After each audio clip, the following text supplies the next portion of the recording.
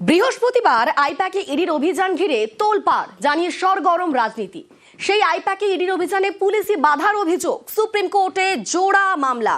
অভিযানে বাধায় রাজ্যের বিরুদ্ধে মামলা ইডির। আরো একবার জানাই, আইপ্যাকে ইডি অভিযানে পুলিশি বাধার অভিযোগ, সুপ্রিম কোর্টে জোড়া মামলা। অভিযানে বাধায় রাজ্যের বিরুদ্ধে মামলা ইডির। আমাদের সঙ্গে রয়েছেন প্রতিনিধি অর্ণব, আরো বিস্তারিত বলবে অর্ণব। দেখো, 8 জানুয়ারি আইপ্যাকের অফিস এবং তার কর্ণধার এই দুই জায়গায় ইডির তরফে যে অভিযান চালানো হয়েছিল সেই অভিযানে বাধা প্রাপ্ত হওয়া এবং হাইকোর্টে প্রাথমিকভাবে কোনো রকম তারা রিলিফ ফিরে আনতে না পারার কারণে আজ সকাল 8:54 এবং 9:10 সুপ্রিম কোর্টের যে রেজিস্ট্রি ওয়েবসাইটের নাম্বার শো করছে, দুটি ডায়েরি নাম্বার সামনে এসছে। একটি মামলা কেন্দ্রীয় সরকার, যথা ইডি অর্থাৎ এনফোর্সমেন্ট ডিরেক্টরেট, যা কেন্দ্রীয় সরকারের অধীনস্থ, সেই কেন্দ্রীয় সরকারের তরফে মামলা করা হয়েছে রাজ্য সরকারের বিরুদ্ধে।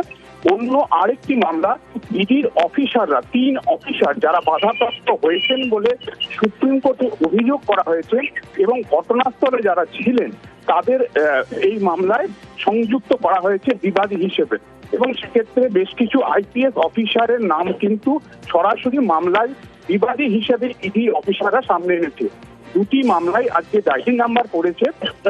এই মামলা দুটিতেই মূলত ইডি মূল যে প্রশ্নটা তুলতে চাইছে, ইডি যে পিএমএলএ আইন মেনে চলে, সেই পিএমএলএ অ্যাক্ট অনুযায়ী ইডি এ রাজ্যে অভিযান চালাতে পারবে কি পারবে না, এই বড় প্রশ্নটা তাদের সামনে বড় হয়ে আকারে নিয়েছে, সেটারই নিষ্পত্তি তারা চাইছে।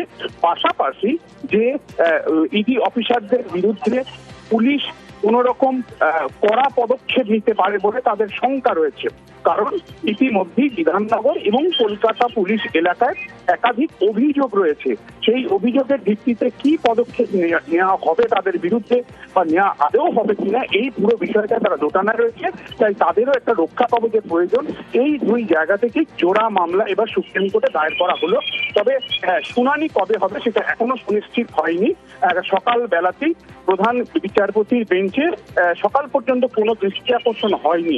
এখন দেখার বেলা এটি দৃষ্টি আকর্ষণ করে শুনানির জন্য আনা হয় কিনা।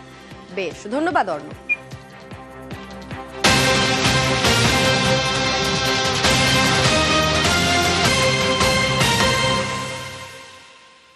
গতকাল আইপ্যাক কর্ণধার প্রতীক জৈনের আবাসনের রেজিস্টার বুক বাজেয়াপ্ত করে পুলিশ এবং দেখা যায় রেজিস্টার বুকে সই নেই ইডি অফিসারদের।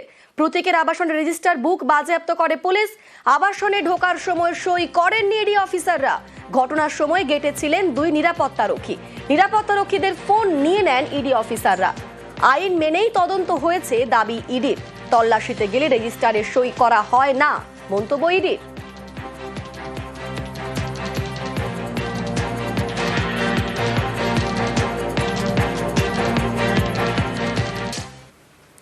বিবেকানন্দর জন্মদিবসে রাজনীতির তরজা। অভিষেকের নামে তৃণমূলের পোস্টারে রীতিমতো তরজা। স্বামীজির সিমলা স্ট্রিটের বাড়ির পাশেই পোস্টার। তৃণমূলকে নিশানা বঙ্গ বিজেপির, পাল্টা পদ্মকে তুলোধনা তৃণমূলের। অযথা রাজনীতি কুরুচির পরিচয় বলে পাল্টা তো।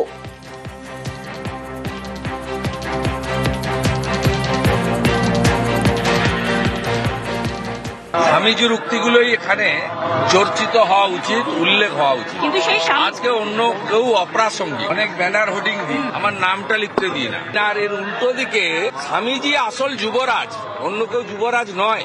আমি শুনেছি এখানকার প্রধান মহারাজ কাউন্সিলরদের ডেকে বলেছিলেন যে এখানে অন্য কারো ছবি লাগাবেন না, তারপরেও শোনেনি। স্বামীজি একমাত্র যুবরাজ। আমি 33 বছর এখানে আসি, আমার বয়স 55। এখানে অপবিত্র করব না, ওদের কথা এখানে উল্লেখ করবেন না। এরা আরবি সংস্কৃতি ফিরিয়ে আনতে চায়, এরা হিজাব বোরখার লোক, এদের সম্পর্কে এখানে বলবো না। মানুষ এবং জনপ্রিয় যখন নেতৃত্ব থাকেন তাদেরকে বিভিন্ন চোখে তাদের ফলোয়ার্সরা দেখেন। এটাতে অপমান করার কোনো জায়গা তাদেরও নেই। এটা মানুষের ভালোবাসা, আশীর্বাদ, এবং তাই অভিষেক বন্দ্যোপাধ্যায়কে যুবরাজ হিসেবে দেখে। তার ব্যাখ্যা শুধু তাতে তার কষ্ট হচ্ছে কেন? আমরা এখানে স্বামীজির বক্তব্য এবং আজকে জন্মদিবস উপলক্ষে স্বামীজির কথা এইটা নিয়ে চর্চা হবে। যুব দিবসে স্বামীজি স্মরণ 164তম জন্মবার্ষিকীতে বিবেকানন্দকে শ্রদ্ধা জ্ঞাপন। বেলুড়ে প্রভাত ফেরির পর মঙ্গল আরতি, দিনভর বেদপাঠ, স্তবগানেও স্বামীজি স্মরণ। কামারপুকুরেও সকাল থেকেই ভক্তদের ভিড়। যুগ পুরুষকে প্রণাম সিমলা স্ট্রিটের বাড়িতেও। ভারতের প্রাণবীরা, ভারতের প্রাণবীরা। স্বামীজি স্মরণ কামারপুকুরেও সকাল থেকেই ভক্তদের ভিড় সেখানে।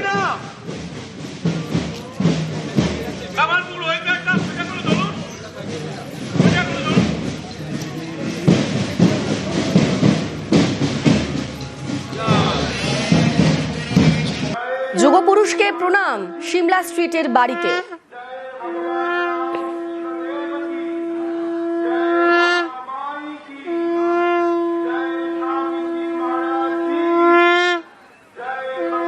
যুব দিবসে স্বামীজি স্মরণ, বিবেকানন্দ স্মরণে বার্তা প্রধানমন্ত্রীর। নিজের সোশ্যাল হ্যান্ডেলে শ্রদ্ধা জ্ঞাপন করেছেন প্রধানমন্ত্রী নরেন্দ্র মোদী। স্বামীজি স্মরণ, বিবেকানন্দ স্মরণে বার্তা প্রধানমন্ত্রীর।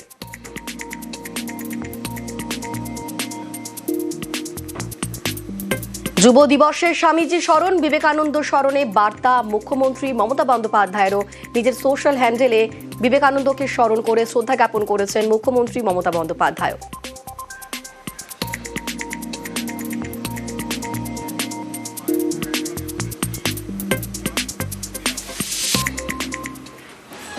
স্বামীজির স্মরণে বঙ্গ বিজেপি জন্মবার্ষিকীতে বিবেকানন্দকে শ্রদ্ধা জ্ঞাপন।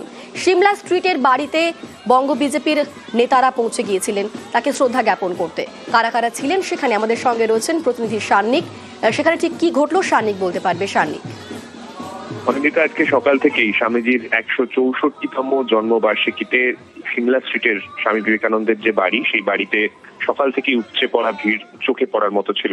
সেখানে সাধারণ মানুষ, স্কুল পড়ুয়া, তাদেরও যেমন একদিকে ভিড় ছিল, যেমনটা তুমি বলছিলে, রাজনৈতিক ব্যক্তিত্বদের উপস্থিতিও কিন্তু নজরে পড়ার মতো ছিল।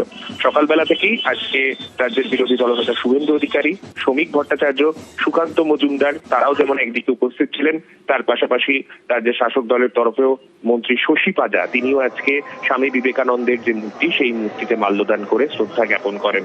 রাজনৈতিক বিভেদের মধ্যেও আজকে সবাইকেই সকালবেলা একই জায়গায়, অর্থাৎ স্বামী বিবেকানন্দের যে বাড়ি সিমলা স্ট্রিটে, সেই বাড়িতে প্রত্যেককে উপস্থিত হতে দেখা যায় এবং স্বামীজির উদ্দেশ্যে শ্রদ্ধা জ্ঞাপন করতে দেখা যায়। পাশাপাশি প্রভাত ফেরির ওখানে ব্যবস্থাপনা ছিল, সেই মতো প্রচুর স্কুলের পড়ুয়া, কলেজের পড়ুয়া তারাও আজকে যেমন সেই প্রভাত ফেরিতে অংশগ্রহণ করেন।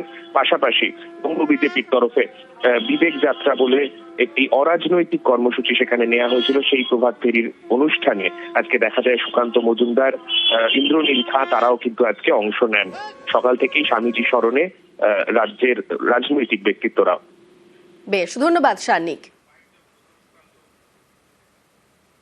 আমাদের যুব নেতা যারা, তারা যুব বিবেক যাত্রা করবে, তাদেরকে একটাই বার্তা থাকবে যে আগামী দিনে যুব সমাজের হাতে যদি কাজ চায়, যুব সমাজের হাতে যদি ইনোভেশন চায়, যুব সমাজের হাতে যদি শিল্পায়ন চায়, তাহলে পরে স্বামী বিবেকানন্দের যে নীতির কথা বলে গেছে, সেই নীতির উপর আধারিত সরকার যেরকম কেন্দ্রে প্রতিষ্ঠা হয়েছে, সেই ধরনের সরকার পশ্চিমবঙ্গেও দরকার। আমরা চাই যে পশ্চিমবঙ্গে এমন একটি সরকার তৈরি হোক, যে সরকার আগামী দিনে বিবেকানন্দের চিন্তাধারাকে বাস্তবায়িত করবে। যুব দিবসে স্বামীজি স্মরণে তৃণমূল জন্মবার্ষিকীতে বিবেকানন্দকে শ্রদ্ধা জ্ঞাপন। সিমলা স্ট্রিটের বাড়িতে শশী পাজা, সুকান্তর কটাক্ষে পাল্টা তোপ শশী পাজার। শ্রমিকের সঙ্গে সৌজন্য বিনিময় শশী পাজার। মানুষ আসেন এবং বিশ্বাস রাখেন of universal Brotherhood of man. এই হচ্ছে স্পিরিট। গুরুত্বহীন বক্তব্য এবং খুবই যে ভাষা ব্যবহার, আচরণ, ঔদ্ধত্য, এই দাম্ভিকতা, এটাকেই দমন করতে বললেন স্বামীজি। আমি নিজে কত গুরুত্বপূর্ণ, আমি নিজে কত পিওর, এই সমস্ত যাচাই করবে মানুষ, তিনি যাচাই করবেন না। এসআইআর আতঙ্কে আবারও মৃত্যুর ঘটনা। ব্রেন স্ট্রোকে মৃত্যু বাদুড়িয়ার বৃদ্ধার। এসআইআর ভয়েই মৃত্যু, এমনটাই দাবি করছেন বৃদ্ধার পরিবার। 5ই জানুয়ারি তিনি হিয়ারিংয়ে হাজিরা দিয়েছিলেন, কিন্তু হাজিরার পরেও দুশ্চিন্তা। আমাদের সঙ্গে রয়েছেন প্রতিনিধি অনুপম। অনুপম, তিনি হিয়ারিং এ তো হাজিরা দিয়েছিলেন, তারপরে তার কি নিয়ে দুশ্চিন্তা ছিল? তার পরিবার বলছেন যে ব্রেন স্ট্রোকে এই এসআইআর ভয়েই তার মৃত্যু হয়েছে। দেখো অনিন্দিতা, আবারও এসআইআর আতঙ্কিত মৃত্যুর অভিযোগ উঠল বাদুরিয়ার যে 4 নম্বর ওয়ার্ড, সেই 4 নম্বর ওয়ার্ডের অনিতা বিশ্বাস বলে 75 বয়সী এক বৃদ্ধার। তার পরিবারের যেটা দাবি যে এসআইআর এর তিনি ফর্ম ফিল আপ করেছিলেন পরিবারের সকলের সঙ্গে, কিন্তু 2002 সালের লিস্টে তার স্বামী এবং তার সন্তানদের বা পরিবারের অন্যান্য সবার 2002 সালের লিস্টে নাম থাকলেও তার 2002 সালের লিস্টে নাম ছিল না, কিন্তু 1995 সালের ভোটার লিস্টে তার নাম ছিল এবং তার ভোটার 1995 সালের ভোটার কার্ডও ছিল। কোন এক অজ্ঞাত কারণে 2002 সালে ভোটার লিস্টে তার নাম আসে এবং তারা পরিবারের যে কোনো অজ্ঞাতর কারণে সেই 2002 সালে ভোটার লিস্ট সেই সময় সংশোধন করা হয়নি। কিন্তু এবছর এসআইআর যখন তার কাগজপত্র জমা দেওয়া হয় তখন 2002 সালের লিস্টের যেহেতু জমা দিতে পারে না, সেই জন্য তার হিয়ারিং এর ডাক আসে এবং 5 তারিখে হিয়ারিং যখন এটাই তার আতঙ্ক ছিল, তারপরে তার মৃত্যু হয়েছে বলে অভিযোগ করছে পরিবার। হিয়ারিং এর নাম এসেছিল, 2 সালে নাম নেই, আমার নাম আছে, আমার বাড়ির বউর আছে নাম। তারপরে 5 তারিখে আপনার হিয়ারিং এ ডেকেছিল, হিয়ারিং এ গিয়েছিল, হঠাৎ হার্ট অ্যাটাকে মারা যায়। তারপর হিয়ারিং এ শুধু টেনশন করতো হিয়ারিং এ ওই হিয়ারিং এর জন্য ওই আমার জেলের মধ্যে নিয়ে যাবে, এইসব করবে, এইসব। হ্যাঁ, এসে আশঙ্কা। যখন প্রথম এসআইআর সংবাদ শুরু হয় তখন সবার 2002 সালে ভোটার লিস্টের নাম বেরোয়, আমার ঠাকুমার নাম বেরোয়নি, সেই জন্য খুবই টেনশন করতো। যখন হিয়ারিংয়ে ডাকে তখন আমার দিদি নিয়ে যায় হিয়ারিংয়ে, যাই বিডিও অফিসে, ওখানে গেলে এবার ওখানে কি হয়েছে সঠিক বলতে পারবো না। বাড়ি আসার পরে যখন আমি বলি যে কি হয়েছে, হিয়ারিং কি সম্পূর্ণ হয়েছে, তা আমার দিদি তো ওসব কিছু বোঝে না। দিদি বললো কি যে না সেরকম কিছু বলিনি, বললো তোমরা বাড়ি চলে যাও। আমরা ওই টেনশন করেছে বলে সেই জন্যই যে ওনার ব্রেন স্ট্রোকটা হয়েছে, এটাই আমরা পুরোপুরি চিন্তা ভাবনা করেছি। দমদমে প্রাক্তন কাউন্সিলরকে হুমকি, পুকুর ভরাট রুখতে গেলে হুমকির অভিযোগ। দমদমের মাঠকলে এসে এই পুকুর ভরাট রুখতে চেয়েছিলেন তিনি, এবং এই অভিযোগ উঠছে যে এই পুকুর ভরাট রুখতে গেলে হুমকি দেওয়া হয়েছে তাকে। আমাদের সঙ্গে রয়েছেন প্রতিনিধি অনুপ। ঠিক কি হুমকি দেওয়া হয়েছে, কারা হুমকি দিচ্ছে বলে অভিযোগ উঠছে? দমদম যে প্রবর্ধমান এলাকা, সেই প্রবর্ধমান মাঠকল এলাকায় মূলত পুকুর ভরাট রুখতে এসেই কিন্তু একেবারে হুমকি এবং হেনস্থার মুখে পড়লো তৃণমূল যিনি প্রাক্তন কাউন্সিলর তিনি, অর্থাৎ গোপা পান্ডে। তাকে কিন্তু হেনস্থা করা হয়েছে, পাশাপাশি গালিগালাজ দেওয়া হয়েছে, অন্যদিকে প্রাণনাশের হুমকি দেওয়া হয়েছে, এমনটা কিন্তু চাঞ্চল্যকরী অভিযোগ উঠছে। এবং এলাকার যে কয়েকজন দুষ্কৃতী ভম্বল থেকে শুরু করে এই কয়েকজনের নাম কিন্তু ইতিমধ্যেই তাদের বিরুদ্ধে অভিযোগ উঠছে। এই এখানে গোটা দিনের আলো যখন পুকুর ভরাট হচ্ছিল, এই কাউন্সিলর এলাকার মানুষজন তাদেরকে গোটা বিষয়টি জানায়। এর পরবর্তীতে কিন্তু এই দুষ্কৃতীরা তাকে হুমকি দেয়। মূলত এই গোষ্ঠীদ্বন্দ্ব আগেই কিন্তু লক্ষ্য করা গেছে, যাদের তিনি দলত্যাগী হয়েছিলেন এবং এক্ষেত্রে তাকে প্রাণনাশের হুমকি দেওয়া হলো যখন তিনি পুকুর ভরাট আটকাতে গেলেন। এবং এই অভিযোগ উঠছে তারই, অর্থাৎ তারই অন্য যে ঘনিষ্ঠ ওয়ার্ড যিনি হচ্ছে বিধানসভার কোঅর্ডিনেটর হচ্ছে তার ঘনিষ্ঠদের বিরুদ্ধে। এবং এই ভম্বল সহ একাধিক এলাকায় সমাজ বিরোধী কাজ করে, এরাই মূলত কিন্তু হুমকি দিয়েছে বলে এমনটা অভিযোগ করছে। যদিও দমদম থানায় লিখিত অভিযোগ দায়ের হয়েছে, অভিযোগের পরবর্তী ক্ষেত্রে পুলিশের ব্যবস্থা নেওয়া হচ্ছে। ভম্বল আর কিষাণু বলে দুজন আসে, এসে এমনি আমাকে হঠাৎ করে বলে যে তুমি এটা আটকে দিয়েছো। আমি বললাম হ্যাঁ আটকে দিয়েছি, জলভূমি ভরাট হচ্ছে। বলছে তুমি এখন আর কাউন্সিলর নেই, পদত্যাগ করে দিয়েছো, তুমি কোন সাহসে পাড়ায় ঢুকছো, তোমাকে পাড়ায় ঢুকতে দেবো না, এবং তুমি কি করে পাড়ায় ঢোকো আমি দেখে নেব। আমাদের প্রবীর পাল মহাশয়ের নাম করে বলছে যে দাদার নির্দেশ রয়েছে এই অঞ্চলে তুমি ওয়ার্ডে আর ঢুকতে পারবে না, এবং যদি তুমি ঢোকো তাহলে তোমাকে আগে একবার তোমাকে হেনস্থা করা হচ্ছে বা তোমাকে মেরে পাট করে দেবো, পুরো প্রাণী মারার হুমকি দিয়েছে ভম্বল। ভরাট হচ্ছে আজ বেশ কিছুদিন ধরে, ভোরবেলা এসে রাবিশ ফেলছে, তারপর যখন গাড়ি লোড করে আনছে আমাদের জলের পাইপ পুরো দেখেন আপনারা দেখতে পাবেন পুরো ভেঙে গেছে। ওনাদেরকে বারণ করা হয়েছে, তা সত্ত্বেও ওনারা কালকে ফেলেছে। যখন কাউন্সিলর আসলো তাকে হুমকি, হ্যাঁ তাকে মানে বাজে ভাষাটা গালাগালিও করেছে। যদি উনি এখানে কিছুক্ষণের জন্য এসে ওনাকে ধমকি খেতে হয়, তাহলে আমরা এখানে থাকি আমাদের কি হতে পারে? আমাদের তো আগুন লাগিয়ে দেবে, পুড়িয়ে মারবে, আমরা সিকিউর কোথায়? ওই ভোমলে যে এত সাহস হয়, আমাদের পাড়ায় এসে আমাদের কাউন্সিলরকে যখন ধমকি দিয়ে যায়, আমরা তো সাধারণ মানুষ, ওনাদের কাছে একটা পাওয়ার আছে, আমাদের তো সেটাও নেই। মেরে হাত ভাঙার নিদান বিজেপি বিধায়কের, তৃণমূল কর্মীদের জুতো পেটারও নিদান, বনগাঁর পথসভায় নিদান স্বপন মজুমদারের। ঠিক কি নিদান দিলেন তিনি, শোনাবো আগে।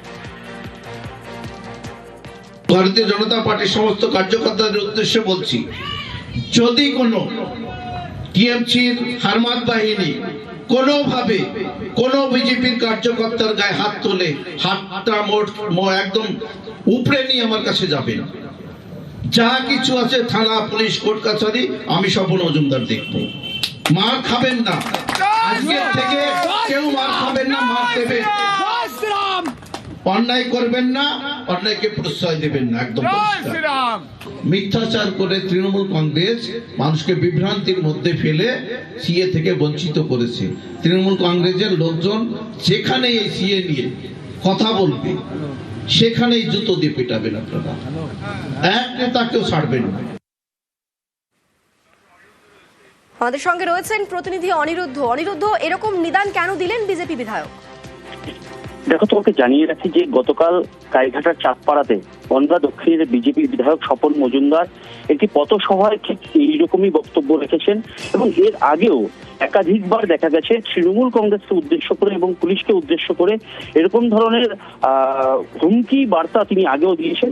আবারও তিনি গতকাল জানিয়েছেন যে তৃণমূলের কোনো হারমাত বাহিনী যদি বিজেপি কর্মীদের গায়ে হাত তোলে, হাতটাকে উপড়ে নিয়ে তার কাছে যেতে তিনি জানিয়েছেন, তিনি দেখে নেবেন, এরকমও জানিয়েছেন। অন্যদিকে সিএ নিয়ে তৃণমূল কংগ্রেস মানুষকে ভুল বার্তা দিয়েছে, সেই কারণে সিএ নিয়ে যদি কোনো রকম তৃণমূল কংগ্রেসের কোনো নেতা কথা বলেন তাহলে তাদেরকে জুতো পেটা করবারও নিদান দিয়েছেন।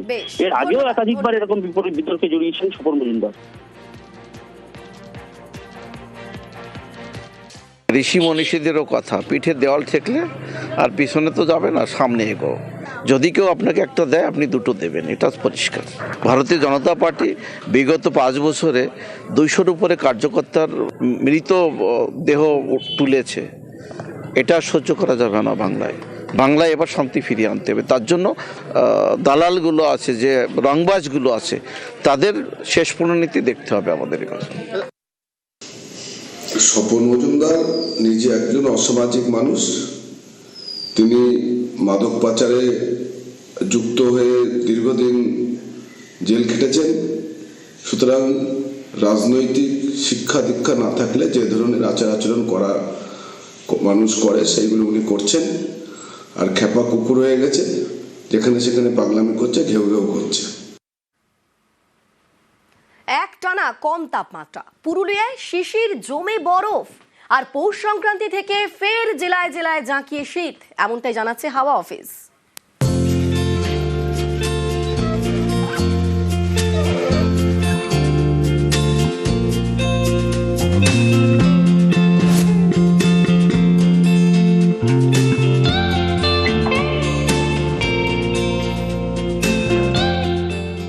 শীতের সময় সাধারণত প্রায় লোক কাশ্মীর বাইরে চলে যায় এই বরফ দেখার জন্য।